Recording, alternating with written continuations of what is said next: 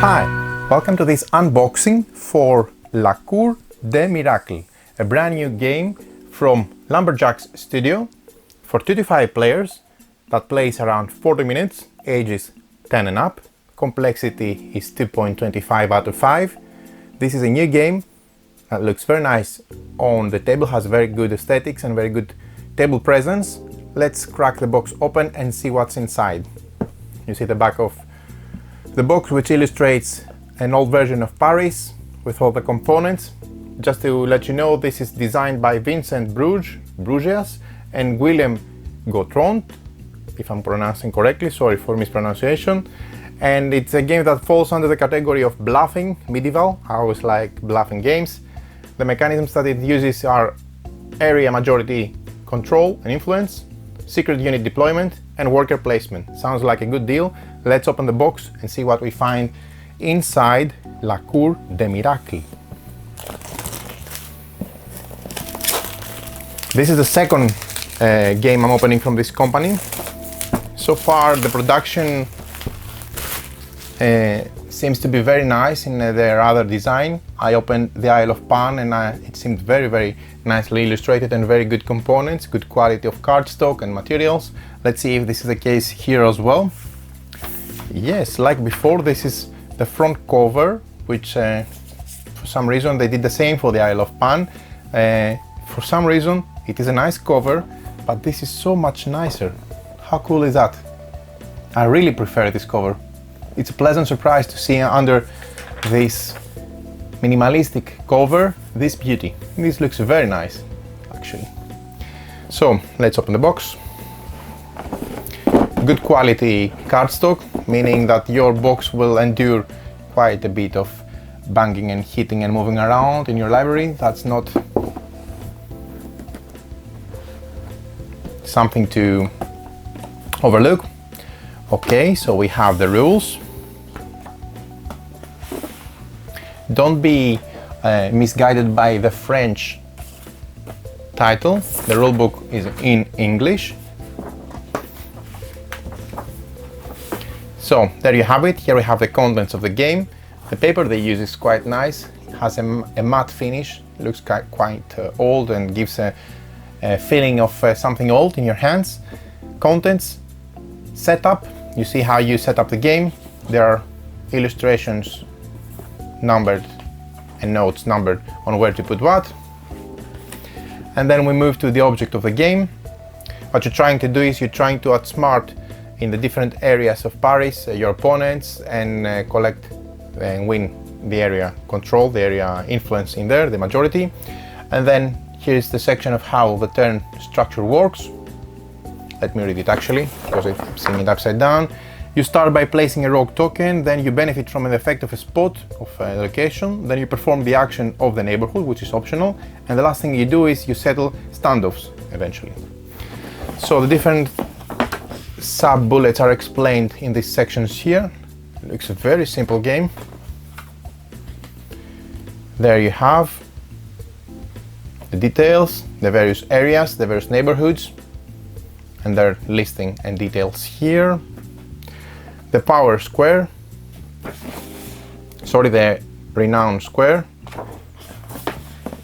and how it's calculated depending on the details listed here. And then we have the end game condition, how the game ends, the different guilds, and that's about it. There are some abilities listed here for ease of reference, so you can flip the rulebook and go and check out what it's what. Easy to locate. Very few rules, looks very easy to get into, and most probably we're going to start playing it right away. So this is the main board.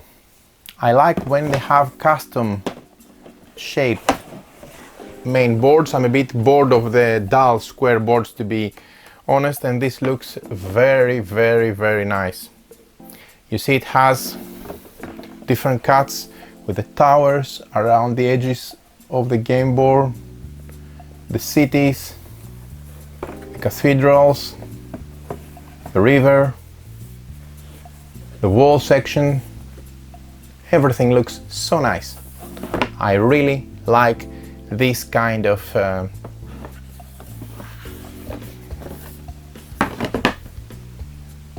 this kind of custom board. It's much more popping to the eye and looks gorgeous.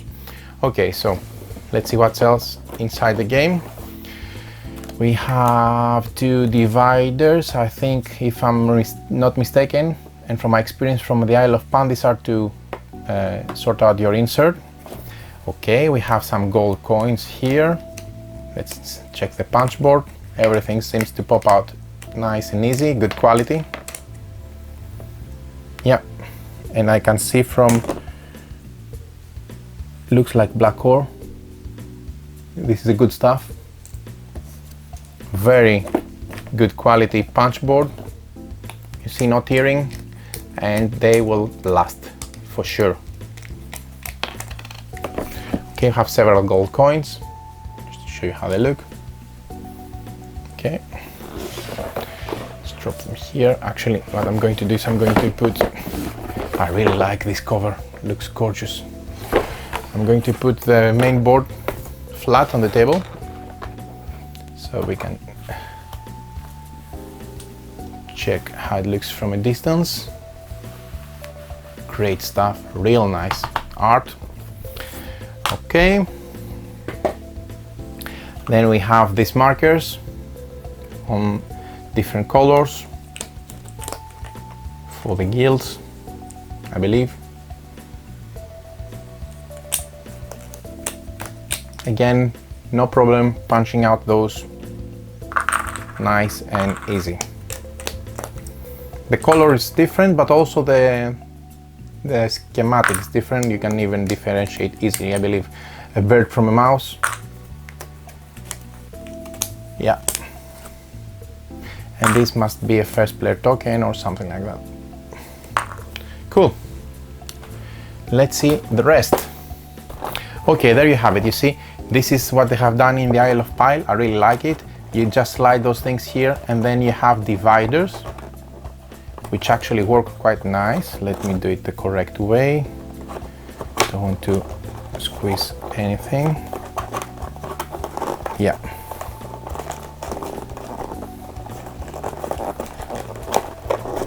There it is, you see? It goes and sits flat, and then you do the same for the other one, and you can put the different components without messing them around and use it for in-game play, but also for setting up. Okay, a bit of, there it is. There you have it. And you have 6 different distinctive sections. Okay, one cloth baggie looks different and more qualitative than what we're used to for these bags. Cotton. This is the insert. The cards have some text. It's a big size, quite a few. Have nice illustration. They all have the same back. Let me show you. And then this is how they look. Nice art, unique. Looks some kind of fairy tale or comic, medieval comic or something like that, fantasy.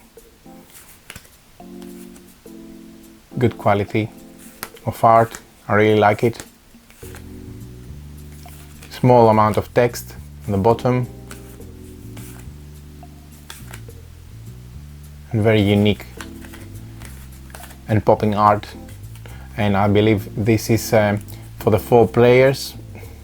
The 5 players, sorry, the 5 guilds. Let me put this to the side. That's, each player gets one of those with their logo, their shield, banner, whatever, and spots for their pawns here. Okay,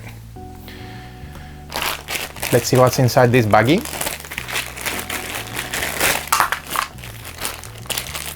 Ooh, okay. We have, for each player, 6 pieces. Let's see how the game calls those. These are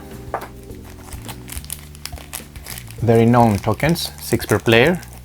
There you have it. So this would be something like that. They are starting on the card in these slots. I like the aesthetics of the game. Simplistic, but very elegant. Very nice. Okay, put it to the side as well. The same goes for the different colors.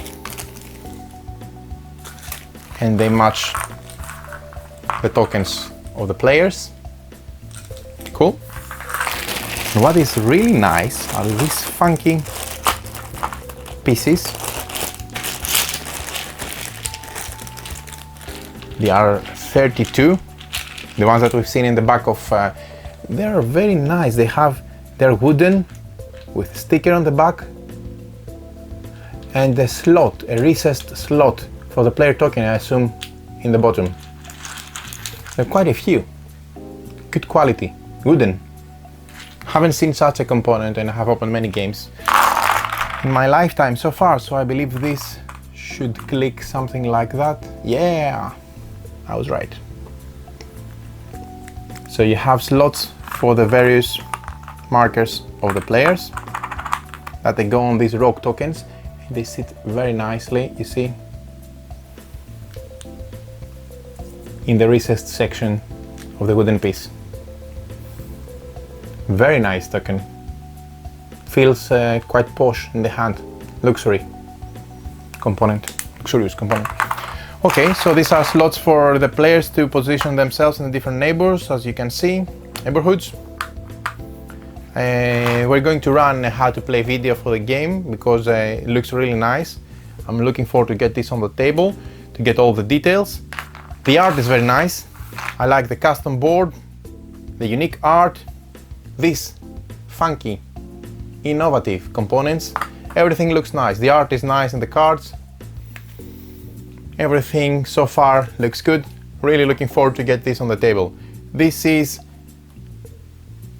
a good game from aesthetics point of view, from table presence. Let's check out how it plays, and I'll give you my short opinion on a mini review on the game, how it plays, together with an instructional video on how you can play. This is La Cour des Miracles from Lumberjack's studio.